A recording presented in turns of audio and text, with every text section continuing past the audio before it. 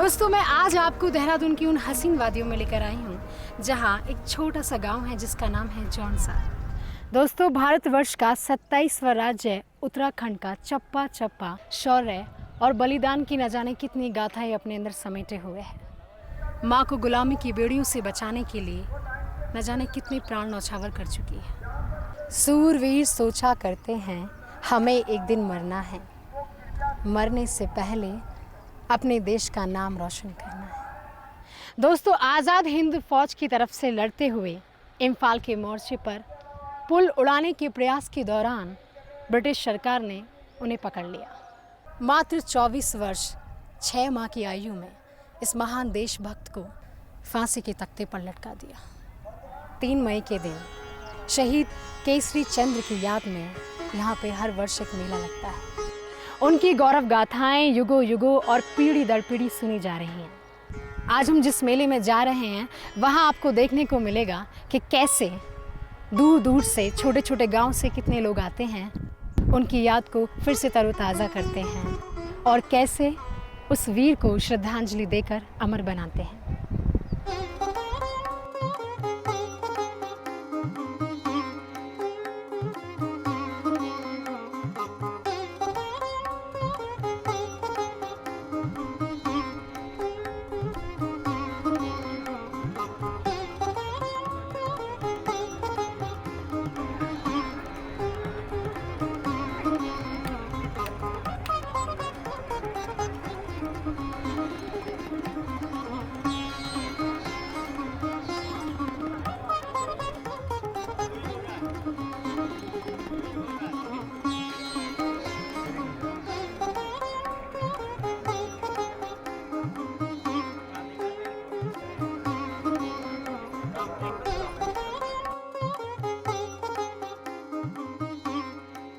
मैं राजेश शर्मा ग्राम क्यावा का रहने वाला हूं और मुझे बड़ी खुशी है, मुझे बड़ा फ़ख्र है कि मैं शहीद परिवार से संबंध रखता हूं। शहीद किशन जी मेरे दादाजी थे। शहीद परिवार से होने का एक अपने में बहुत बड़ा सम्मान है। ये सम्मान हमको हमेशा अच्छे काम करने के लिए प्रेरित करता है और जौनसार बाबर के लिए भी बड़े फ़ख्र की बात है कि हमारी आज़ादी की हवन कुंड में एक आहुति इस क्षेत्र से भी दी गई। शहीद किशन जी का जन्म 1 नवंबर 1920 को हमारे ग्राम क्यावा में हुआ था। वो बड़े मेधावी थे, पढ़ने में बहुत होशियार थे। जौनसार बाबर के पहले व्यक्ति थे जिन्होंने FA किया था और वो DAV कॉलेज में पढ़ते थे। उन्होंने 1939 में ब्रिटिश रॉयल आर्मी ज्वाइन करी थी। सेकेंड वर्ल्ड वार के दौरान उनको मलाया युद्ध में जापानी द्वारा पकड़ा गया था। जापान में उस समय सुभाष चंद्र जी बोस ने अपनी आज़ाद हिंद फौज का गठन किया था। सुभाष चंद्र जी बोस ने एक आह्वान किया था कि तुम मुझे खून दो, मैं तुम्हें आज़ादी दूंगा। इस नारे से प्रभावित होकर शहीद किशन ने आज़ाद हिंद फौज ज्वाइन करी। जब सुभाष चंद्र बोस जी ने दिल्ली चलो का नारा दिया था, उस समय उस आह्वान के तहत शहीद किशन जी अपनी फौज के साथ इंडिया में ब्रिटिश से लड़ने के लिए कूच कर रहे थे। इम्फाल के युद्ध में उन्हें युद्ध बंदी बनाया गया क्योंकि वो पहले ब्रिटिश रॉयल आर्मी में थे। उन्होंने अंग्रेजों के खिलाफ युद्ध लड़ा था और उनका कोर्ट मार्शल किया गया। Colonel C.J. ऑचिनलेक ने अपने जजमेंट में ये कहा क्योंकि इन्होंने अंग्रेजों के खिलाफ वार किया है, एक जो क्वीन थी उनके खिलाफ वार किया है, इसलिए इनको फांसी सजा दी जाएगी। इस आदेश के अमल करते हुए 3 मई 1945 को सेंट्रल जेल दिल्ली में शहीद किशन जी को फांसी दी गई।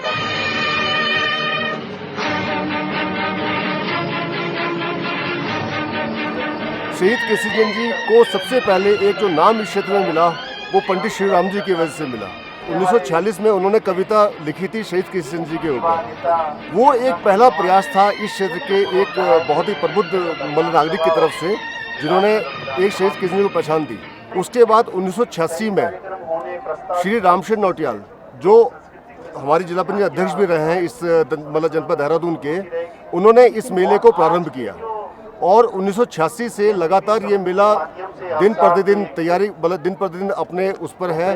लोग यहाँ पर आते हैं, यहाँ से प्रेरित होते हैं, एक नई प्रेरणा लेके जाते हैं और निश्चित रूप से ही एक देश के पीछे जो समर्पण की भावना जो यहाँ पर लोगों के अंदर जागृत होती है वो निश्चित रूप से ही इस क्षेत्र के लिए, देश के लिए बहुत लाभकारी है।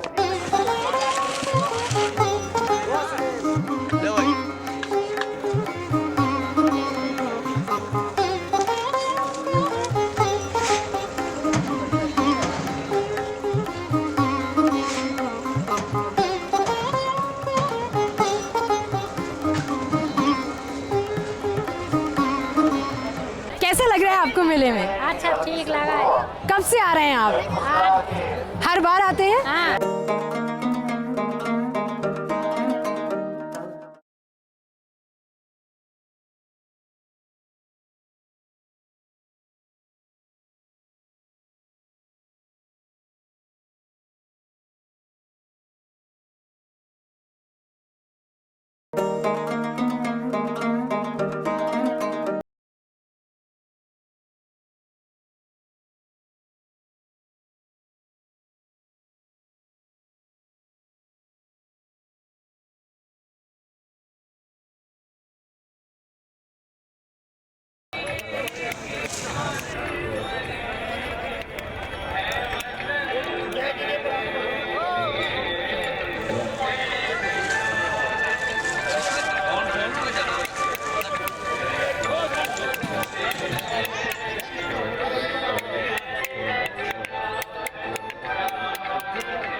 दोस्तों हमारे साथ हैं राजेंद्र सिंह तोमर, जिन्होंने इस पूरे मेले को ऑर्गेनाइज किया है। राजेंद्र जी, मुझे बताइए कि इस बार का मेला आपके लिए कितना खास है?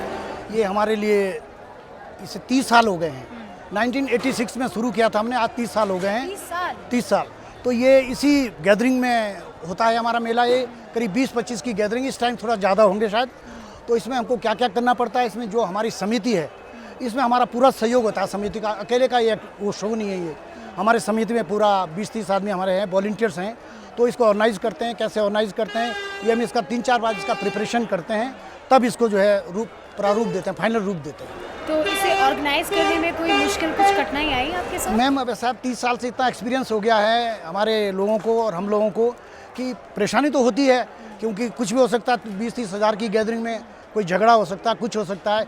लेकिन हमारा प्रशासन और हमारा SDM महोदय, DM, इसमें पूरा पुलिस फोर्स वगैरह सब हम इसको पहले ही बंदोबस्त कर लेते हैं। तो जैसे इतने सारे गांव के लोग आते हैं, क्या आप एडवर्टाइजमेंट देते हैं या लोगों को ऑलरेडी पता अब है? इसका हम देते हैं, एडवर्टाइजमेंट देते हैं, पॉम्पलेट भी देते हैं, लेकिन अब इसकी ज़रूरत नहीं पड़ती है। अच्छा। क्योंकि शहीद जो है अब ये इंटरनेशनल में आ गए हैं, इनको हमने शहीदों की सूची में ले लिया है और अब हमको इतनी पब्लिसिटी करने की ज़्यादा ज़रूरत नहीं होती है।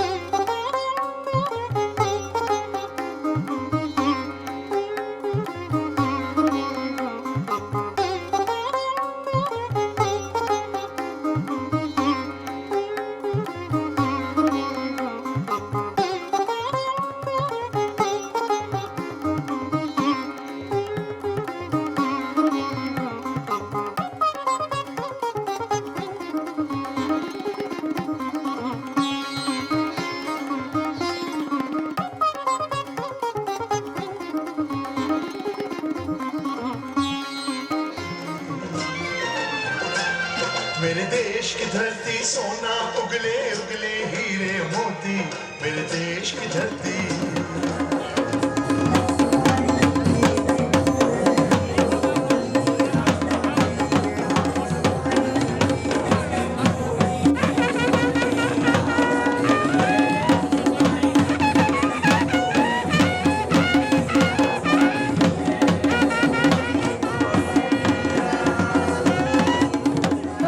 इस बार के मेले में क्या खास चीज़ें थी? कुछ नई चीज़ें, नई एक्टिविटीज़? इस मेले में नई एक्टिविटीज़ तो यही है, नए नए लोग आते हैं, आपस में मिलते हैं। बहुत दूर दूर से लोग आते हैं, उनसे मिलन होता है। और तो कोई मौका मिलता नहीं है, लोग इतना बिजी हो गया आजकल की, मिलने का टाइम कहाँ मिलता है। तो इस मेले में आते हैं, मिलते हैं आपस में, पूरे परिवार वगैरह काफ़ी दूर दूर से आते हैं। जो कलाकार आते हैं दूर दूर से परफॉर्मेंस देने के लिए, जी जी, हर साल इसी तरह आते हैं या हर साल अलग अलग जगहों से आते हैं? ये जो कलाकार हैं हम अलग अलग जगह से मंगाते हैं। जी। अब के जैसे हमने हिमाचल से मंगाए हैं जी। और हमारा एक सांस्कृतिक विभाग है उत्तराखंड का, वो हमको सहयोग करता हूँ। वहाँ लेटर लिखते हैं कि भाई हमको जो है तुम क्या कहें सांस्कृतिक ट्रूप्स भेजिए। तो उन्हें 2 ट्रूप उन्होंने भेजे हैं, 2 सूचना विभाग ने भेजे हैं और एक हमने हायर करके हिमाचल से लिया है, ताकि जनता का मनोरंजन हो सके। ये तो इसीलिए हम ये करते हैं सारी चीज़ें।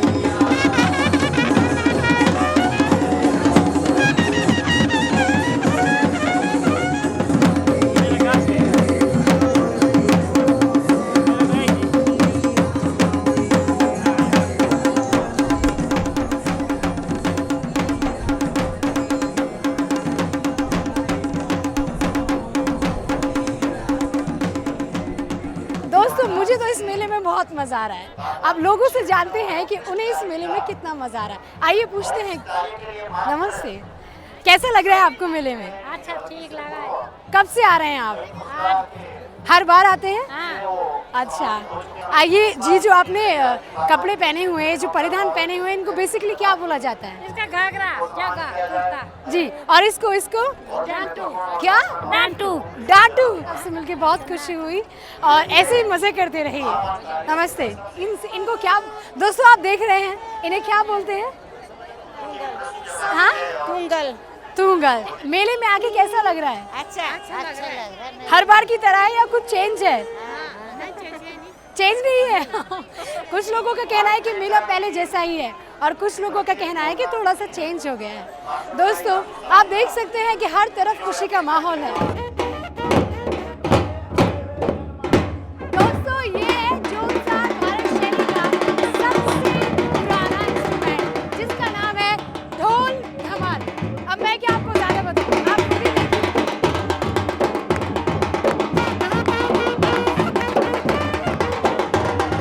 क्या बात है?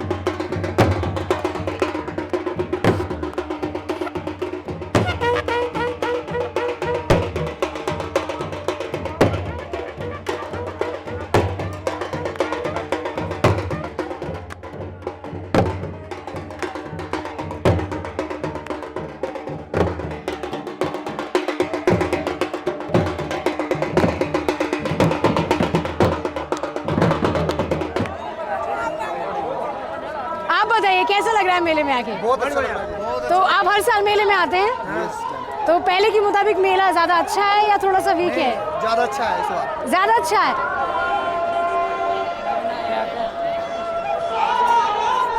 कैसा लग रहा है मेले में आके? इट्स फाइन है। फाइन है। हर साल आती हैं आप? नहीं ये फर्स्ट टाइम? कैसा लग रहा है? हर साल आते हैं आप इस मेले में? तो पहले के मुताबिक ज़्यादा अच्छा है या पहले बहुत ज़्यादा अच्छा होता था? इनके कहने का मतलब है पहले बहुत ज़्यादा अच्छा होता था, यानी इस बार क्या कमी है? अरे कमी तो कुछ नहीं है, क्या मतलब है कि इस बार अपने जान पहचान के ज़्यादा नहीं मिल रहे। हाँ, इनका कहना है कि इनके जान पहचान के लोग इनको ज़्यादा नहीं मिल रहे, इसीलिए इनको खुशी नहीं हो रही। मैं जानना चाहती हूँ कि ऐसी कौन सी चीज़ है जो आपको मेले में आकर्षित करती है? झूला, खाना पीना, जैसे दोस्त यार, क्या? दोस्त यार एक जो मेला लगा है, जिसके नाम का मेला लगा है, हाँ। जिन्होंने देश के लिए बलिदान दिया है और जिनके नाम से मेला लग रहा है, शहीदों के नाम से, इसलिए यहाँ पर आए। तो मुझे बताइए, जो जिस वक्त आज जिस जगह पे आप खड़े हुए हैं, जिस शहीद के नाम का ये मेला लगा हुआ है, आप खुद लोग कितने प्रभावित हैं उनसे? बहुत ज़्यादा प्रभावित है, तो अभी यहाँ पर आए हैं। अगर कभी आपको देश के लिए जान देनी पड़ी तो आप देंगे? इसी बात में हिप हिप हुर्रे!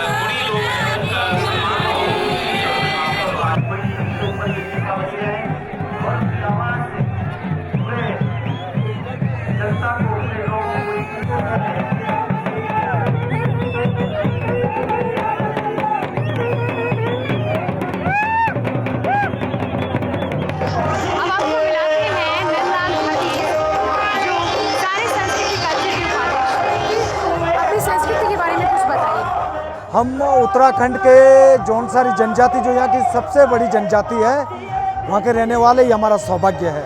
हम लोग स्वयं को पांडव वंशज मानते हैं, इसलिए कि पांडवों ने 1 वर्ष का गुप्तवास वो इस क्षेत्र में बिताया था और उन्हीं से कुछ अनुपम अनूठी सांस्कृतिक धरोहर हम लोगों ने विरासत में प्राप्त की है, जिसका अनुसरण हम आज बहुत गर्व के साथ कर रहे हैं, जिसका एक अनूठा उदाहरण आपके सामने है।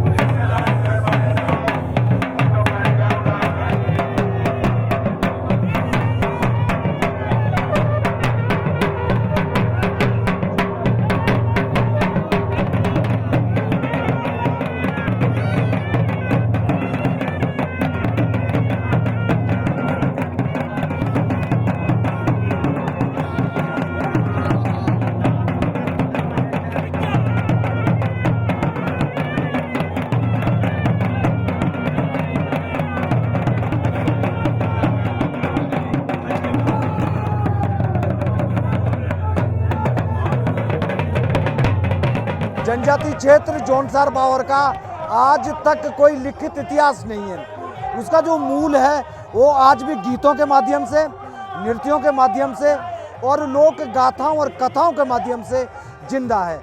हालांकि अब कुछ लोगों ने इस पे शोध करना शुरू किया है, लिखना आरंभ किया है, लेकिन हमारा जो मूल है, हमारी जो वास्तविकता है वो इन गीतों में जिंदा है और इन लोक नृत्यों में बसती है। तो गाने के बारे में बताइए, किस तरह के गाने होते हैं? यहाँ पर ऐसा है गाने की, हमारे इष्ट देवताओं से भक्ति रस से हम लोग गानों की शुरुआत करते हैं और प्रेम रस को स्पर्श करते हुए हम लोग उसमें वीरता के उसमें आते हैं, जिसमें आक्रमण और प्रतिरक्षा का जो खेल अब यहाँ पे खेला गया था, जिसको स्थानीय भाषा में ठोड़ा बोलते हैं, वो हिंदी में तीरंदाजी बोलते हैं, हमारे उसमें उसको आक्रमण और प्रतिरक्षा का युद्ध कला का एक अनूठा उदाहरण है जो हमको पांडव से मिला है। उत्तराखंड का सर फोक क्या है? जैसे उत्तर प्रदेश का नौटंकी है, हरियाणा का सॉन्ग है, ऐसे उत्तराखंड का फोक क्या है? देखिए, ये जितने भी हमारे ट्राइबल स्टेट है, चाहे वो झाबुआ मध्य प्रदेश का है, उड़ीसा है और हमारा MP है, हिमाचल है, हमारा जो ट्रेडिशनल है वो कोई ना कोई एक गीत होता है। जैसे हिमाचल का है, हम लोग जो अभी गा रहे हैं कुलदीप शर्मा, गढ़वाल का है बेडूपा का बारामासा, हमारा भी जौनसार का हारुल है। हारुल के माध्यम से हम लोग नंतराम नेगी जो यहाँ के बहुत बड़े योद्धा रहे हैं उनके गीत गाते हैं और हमारे शहीद केसरी चंद जी है जिनकी याद में ये मेला आयोजित है, उनके गीत हम हारुल के रूप में गाते हैं। जौनसार का सबसे बड़ा गीत और नृत्य हारुल है।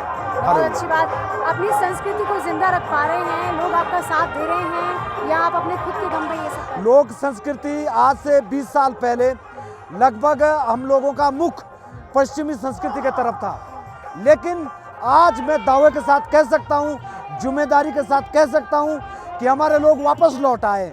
आज वो पाश्चात्य संस्कृति को पसंद नहीं कर रहे हैं, अपना लोक नृत्य चाहते हैं और लोक नृत्य के साथ झूमना चाहते हैं, लोक नृत्य के साथ नाचना चाहते हैं और लोक नृत्य के साथ सुख दुख बांटना चाहते हैं।